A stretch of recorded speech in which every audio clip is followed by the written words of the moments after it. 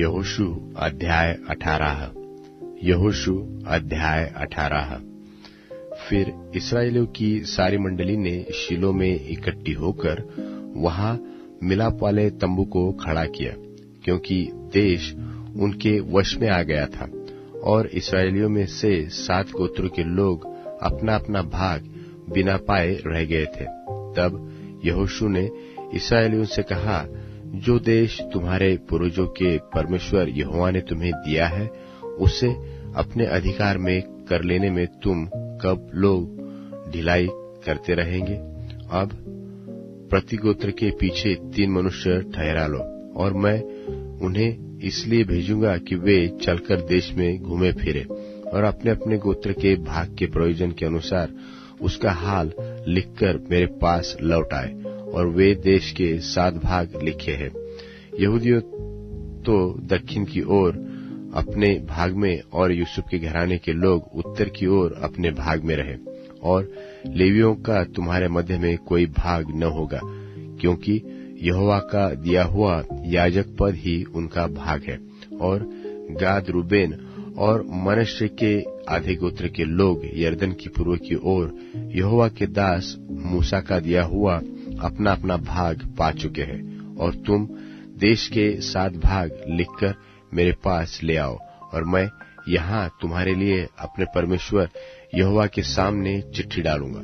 तो वे पुरुष उठकर चल दिए, और जो उस देश का हाल लिखने को चले, उन्हें यहोशू ने यह आज्ञा दी कि जाकर देश में घूमो फिरो और उसका हाल लिखकर मेरे पास लौट आओ, और मैं यहाँ शीलो में यहोवा के सामने तुम्हारे लिए चिट्ठी डालूंगा। तब वे पुरुष चल दिए और उस देश में घूमे और उसके नगरों के 7 भाग करके उनका हाल पुस्तक में लिखकर शीलो की छावनी में यहोशू के पास आए। तब यहोशू ने शीलो में यहोवा के सामने उनके लिए चिट्ठियां डाली, और वहीं यहोशू ने इस्राएलियों को उनके भागों के अनुसार देश बांट दिया। और बन्यामीनियों के गोत्र की चिट्ठी उनके कुल के अनुसार निकली, और उनका भाग यहूदियों और यूसुफियों के बीच में पड़ा। और उनका उत्तरी सिवाना यरदन से आरंभ हुआ और यरीहो की उत्तर अलंग से चढ़ते हुए पश्चिम की ओर पहाड़ी देश में होकर बेतावेन के जंगल में निकला। वहां से वह लूज को पहुंचा, जो बेतेल भी कहलाता है, और लूज की दक्षिण अलंग से होते हुए निचले बेथोरोन की दक्षिण ओर के पहाड़ के पास हो अत्रोदार को उतर गया। फिर पश्चिमी सिवाना मुड़ के बेथोरोन के सामने और उसकी दक्षिण ओर के पहाड़ से होते हुए किरियतबाल नाम यहूदियों के एक नगर पर निकला, जो किरियत्यारीम भी कहलाता है। पश्चिम का सिवाना यही ठहरा। फिर दक्षिण अलंग का सिवाना पश्चिम से आरंभ होकर किरियत्यारीम से सिरे से निकलकर नेप्तोह के सोते पर पहुंचा और उस पहाड़ के सिरे पर उतरा जो हिम्नोम के पुत्र की तराई के सामने और रपाइम नाम तराई की उत्तर ओर है। और वहां से वह हिम्नोम की तराई में अर्थात यबूसी की दक्षिण अलंग होकर एनरोगेल को उतरा। वहां से वह उत्तर की ओर मुड़कर एनशेमेश को निकलकर उस गलीलोत की ओर गया जो अदुमीम की चढ़ाई के सामने है। फिर वहां से वह अबेन के पुत्र बोहन के पत्थर तक उतर गया। वहां से वह उत्तर की ओर जाकर अराबा के सामने के पहाड़ की अलंग से होते हुए अराबा को उतरा। वहां से वह सिवाना बेथोग्ला की उत्तर अलंग से जाकर खारे ताल की उत्तर ओर के कोल में यरदन के मुहाने पर निकला। दक्षिण का सिवाना यही ठहरा और पूरब की ओर का सिवाना यरदन ही ठहरा। बन्यामीनियों का भाग 4 ओर से सिवानों सहित उनके कुलों के अनुसार यही ठहरा।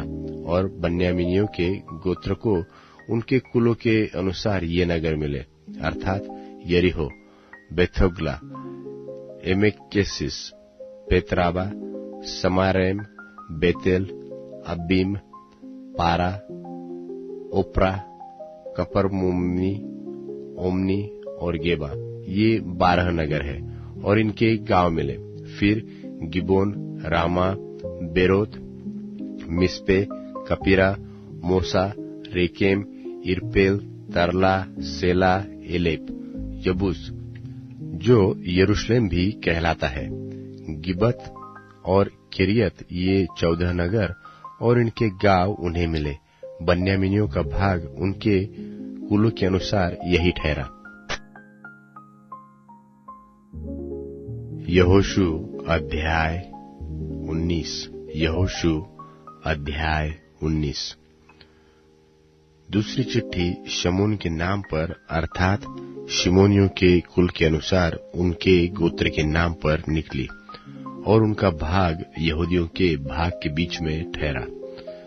उनके भाग में ये नगर है अर्थात बेरशेबा, शेबा, मालाद, हसरशुआल, बाला, एसेम, एलतोलद, बतूल, होरमा, सिकलग, बेतमरकाबोत, हसरशूसा, बेतलबाओत और शारूहेन, ये 13 नगर और इनके गांव उन्हें मिले।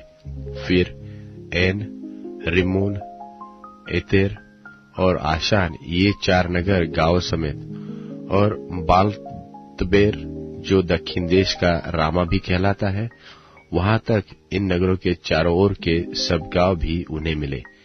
शिमोनियों के गोत्र का भाग उनके कुलों के अनुसार यही ठहरा। शिमोनिया का भाग तो यहूदियों के अंश में से दिया गया, क्योंकि यहूदियों का भाग उनके लिए बहुत था। इस कारण शिमोनियों का भाग उन्हीं के भाग के बीच ठहरा।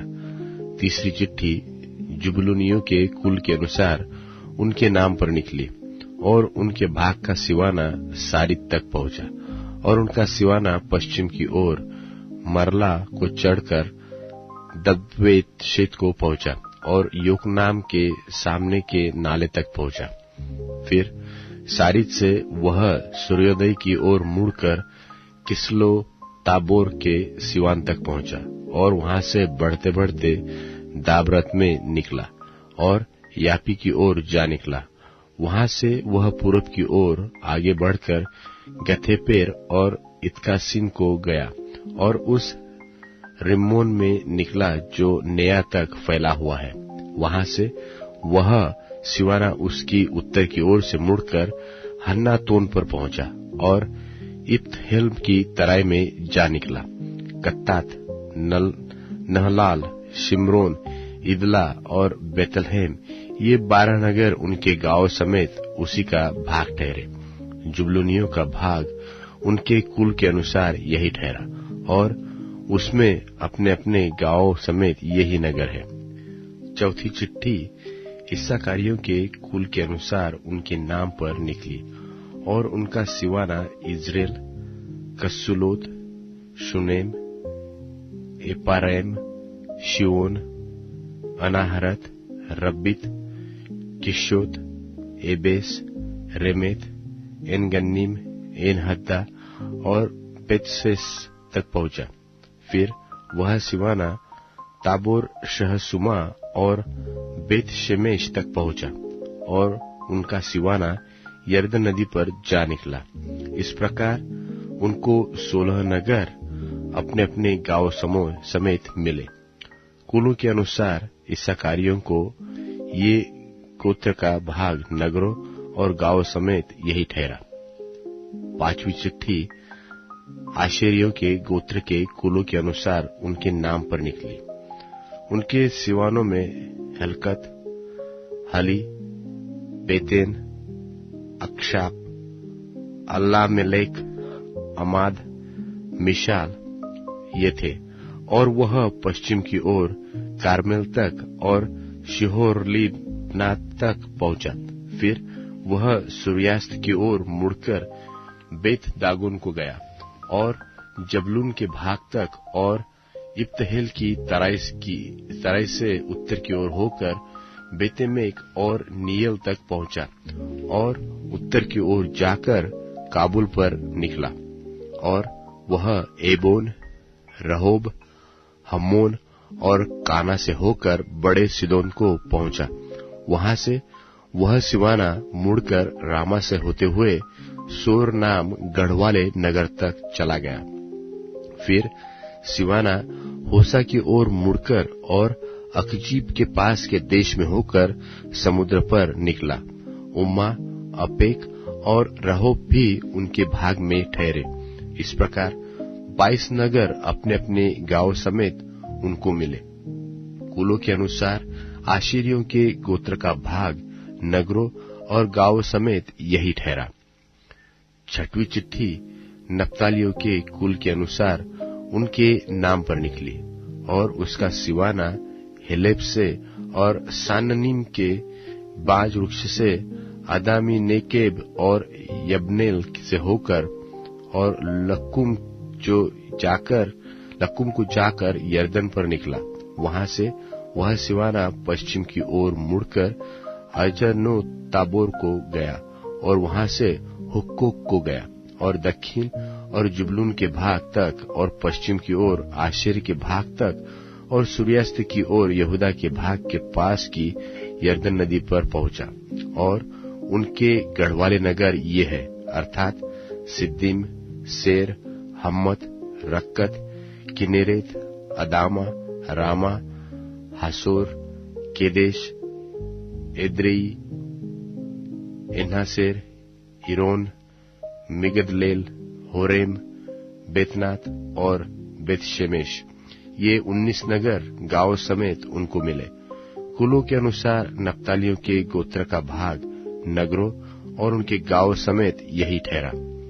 7वीं चिट्ठी कुलों के अनुसार दानियों के गोत्र के नाम पर निकली और उनके गांव के भाग के सिवान में सोरा, एश्ताओएल, इरशेमेश, शालबीन, अय्यालोन, इतला, एलोन, तिम्ना, एक्रोन, एलतके, गिब्बतोन, बालात, यहूद, बने बरक, कत्रिमोम, मेयरकोर्न और रक्कोन ठहरे।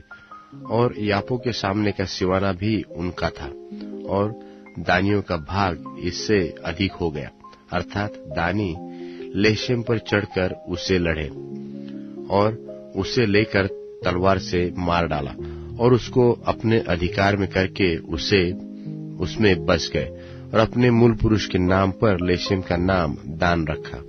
कुलों के अनुसार दानियों के गोत्र का भाग नगरों और गांवों समेत यही ठहरा। जब देश का बांटा जाना सिवानों के अनुसार निपट गया, तब इस्राएलियों ने नून के पुत्र यहोशू को भी अपने बीच में एक भाग दिया। यहोवा के कहने के अनुसार उन्होंने उसको उसका मांगा हुआ नगर दिया। यह एप्रेम के पहाड़ी देश में का विम्नस्तेरह है और वह उस नगर को बसाकर उसमें रहने लगा। जो भाग अलीआजर याजक और नून के पुत्र यहोशू और इस्राएलियों के गोत्रों के घरानों के पुरुषों के मुख्य पुरुषों ने शिलो में मिलाप वाले तंबू के द्वार पर यहोवा के सामने चिट्ठी डाल के बांट दिए, वह यही है। निदान उन्होंने देश विभाजन का काम निपट दिया। यहोशू अध्याय 20। यहोशू अध्याय 20। फिर यहोवा ने यहोशू से कहा, इस्राएलियों से यह कह कि मैंने मूसा के द्वारा तुमसे शरण नगरों की जो चर्चा की थी उसके अनुसार उनको ठहरा लो, जिससे जो कोई भूल से बिना जाने किसी को मार डाले वह उनमें से किसी में भाग जाए। इसलिए वे नगर खून के पलटा लेने वाले से बचने के लिए तुम्हारे शरण स्थान ठहरे। वह उन नगरों में से किसी को भाग जाए और उस नगर के फाटक में से खड़ा होकर उसके पुरनियों को अपना मुकदमा कहे सुनाए और वे उसको अपने नगर में अपने पास टिका ले और उसे कोई स्थान दे जिसमें वह उनके साथ रहे। और यदि खून का पलटा लेने वाला उसका पीछा करे तो वे यह जानकर कि उसने अपने पड़ोसी को बिना जाने और पहले उससे बिना बैर रखे मारा, उस खूनी को उसके हाथ में न दे, और जब तक वह मंडली के सामने न्याय के लिए खड़ा न हो और जब तक उन दिनों का महायाजक न मर जाए, तब तक वह उसी नगर में रहे। उसके बाद वह खूनी अपने नगर को लौटकर, जिससे वह भाग आया हो, अपने घर में फिर रहने पाए। और उन्होंने नप्ताली के पहाड़ी देश में गलील के केदेश को और एफ्रेम के पहाड़ी देश के में शेकेम को और यहूदा के पहाड़ी देश में किरियतर्बा को, जो हेब्रोन भी कहलाता है, पवित्र ठहराया। और यरीहो के पास के यरदन की पूर्व की ओर उन्होंने रूबेन की गोत्र के भाग में बेसेर को भी, जो जंगल में चौरस भूमि पर बसा हुआ है, और गाद के गोत्र के भाग में गिलाद के रमोत को, और मनश्शे के गोत्र के भाग में बाशान के गोलान को ठहराया। सारे इस्राएलियों के लिए और उनसे बीच रहने वाले परदेशियों के लिए भी जो नगर इस मनसा से ठहराए गए कि जो कोई किसी प्राणी को भूल से मार डाले, सो उनमें से किसी से भाग जाए, और जब तक न्याय के लिए मंडली के सामने खड़ा न हो, तब तक खून का पलटा लेने वाला उसे मार डालने न पाए। वह यही है। यूहन्ना रचित सुसमाचार, पहला अध्याय। आदि में वचन था, और वचन परमेश्वर के साथ था, और वचन परमेश्वर था। यही आदि में परमेश्वर के साथ था। सब कुछ उसी के द्वारा उत्पन्न हुआ, और जो कुछ उत्पन्न हुआ है, उसमें से कोई भी वस्तु उसके बिना उत्पन्न न हुई। उसमें जीवन था, और वह जीवन मनुष्यों की ज्योति थी। और ज्योति अंधकार में चमकती है, और अंधकार ने उसे ग्रहण न किया। एक मनुष्य परमेश्वर की ओर से आ उपस्थित हुआ, जिसका नाम यूहन्ना था। यह गवाही देने आया कि ज्योति की गवाही दे, ताकि सब उसके द्वारा विश्वास लाएं। वह आप तो वह ज्योति न था, परंतु उस ज्योति की गवाही देने के लिए आया था। सच्ची ज्योति, जो हर एक मनुष्य को प्रकाशित करती है, जगत में आने वाली थी। वह जगत में था, और जगत उसके द्वारा उत्पन्न हुआ, और जगत ने उसे नहीं पहचाना। वह अपने घर आया, और उसके अपनों ने उसे ग्रहण नहीं किया, परंतु जितनों ने उसे ग्रहण किया, उसने उन्हें परमेश्वर के संतान होने का अधिकार दिया, अर्थात उन्हें जो उसके नाम पर विश्वास रखते हैं। वे न तो लोहू से, न शरीर की इच्छा से, न मनुष्य की इच्छा से, परंतु परमेश्वर से उत्पन्न हुए हैं। और वचन देहधारी हुआ, और अनुग्रह और सच्चाई से परिपूर्ण होकर हमारे बीच में डेरा किया। और हमने उसकी ऐसी महिमा देखी, जैसी पिता के इकलौते की महिमा। यूहन्ना ने उसके विषय में गवाही दी, और पुकार कर कहा कि यह वही है जिसका मैंने वर्णन किया, कि जो मेरे बाद आ रहा है, वह मुझसे बढ़कर है, क्योंकि वह मुझसे पहले था। क्योंकि उसकी परिपूर्णता से हम सब ने प्राप्त किया, अर्थात अनुग्रह पर अनुग्रह। इसलिए कि व्यवस्था तो मूसा के द्वारा दी गई, परंतु अनुग्रह और सच्चाई यीशु मसीह के द्वारा पहुंची। परमेश्वर को किसी ने कभी नहीं देखा। इकलौता पुत्र जो पिता की गोद में है, उसी ने उसे प्रकट किया। यूहन्ना की गवाही यह है कि जब यहूदियों ने यरूशलेम से याजकों और लेवियों को उससे यह पूछने के लिए भेजा कि तू कौन है, तो उसने यह मान लिया और इनकार नहीं किया, परंतु मान लिया कि मैं मसीह नहीं हूं। तब उन्होंने उससे पूछा, तो फिर कौन है? क्या तू एलिया है? उसने कहा, मैं नहीं हूं। तो क्या तू वह भविष्यद्वक्ता है? उसने उत्तर दिया कि नहीं। तब उन्होंने उससे पूछा, फिर तू है कौन? ताकि हम अपने भेजने वालों को उत्तर दें। तू अपने विषय में क्या कहता है?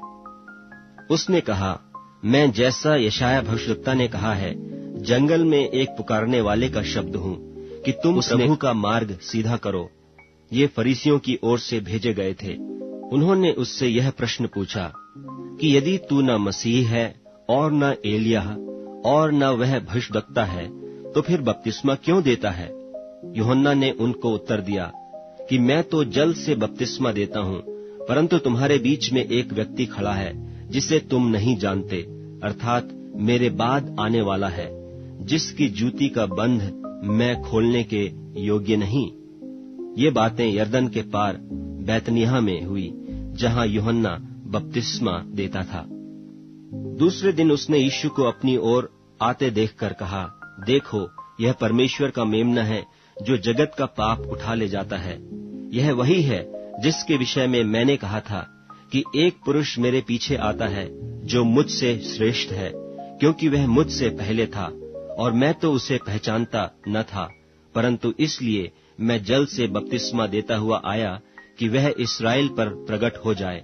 और यूहन्ना ने यह गवाही दी कि मैंने आत्मा को कबूतर की नाई आकाश से उतरते देखा है, और वह उस पर ठहर गया, और मैं तो उसे पहचानता नहीं था, परंतु जिसने मुझे जल से बपतिस्मा देने को भेजा, उसी ने मुझसे कहा कि जिस पर तू आत्मा को उतरते और ठहरते देखे, वही पवित्र आत्मा से बपतिस्मा देने वाला है। और मैंने देखा और गवाही दी है कि यही परमेश्वर का पुत्र है। दूसरे दिन फिर यूहन्ना और उसके चेलों में से 2 जन खड़े हुए थे, और उसने यीशु पर जो जा रहा था दृष्टि करके कहा, देखो, यह परमेश्वर का मेमना है।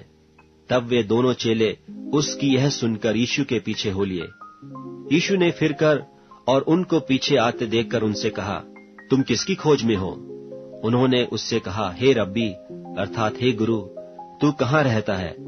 उसने उनसे कहा, चलो तो देख लोगे। तब उन्होंने आकर उसके रहने का स्थान देखा और उस दिन उसी के साथ रहे। और यह 10वें घंटे के लगभग था। उन दोनों में से जो यूहन्ना की बात सुनकर यीशु के पीछे हो लिए थे, एक तो शमौन पतरस का भाई अंद्रियास था। उसने पहले अपने सगे भाई शमौन से मिलकर उससे कहा कि हमको ख्रिस्तस अर्थात मसीह मिल गया। वह उसे यीशु के पास लाया। यीशु ने उस पर दृष्टि करके कहा कि तू यूहन्ना का पुत्र शमौन है, तू कैफा अर्थात पतरस कहलाएगा। दूसरे दिन यीशु ने गलील को जाना चाहा और फिलिप्पुस से मिलकर कहा, मेरे पीछे हो ले। फिलिप्पुस तो अंद्रियास और पतरस के नगर बैतसैदा का निवासी था।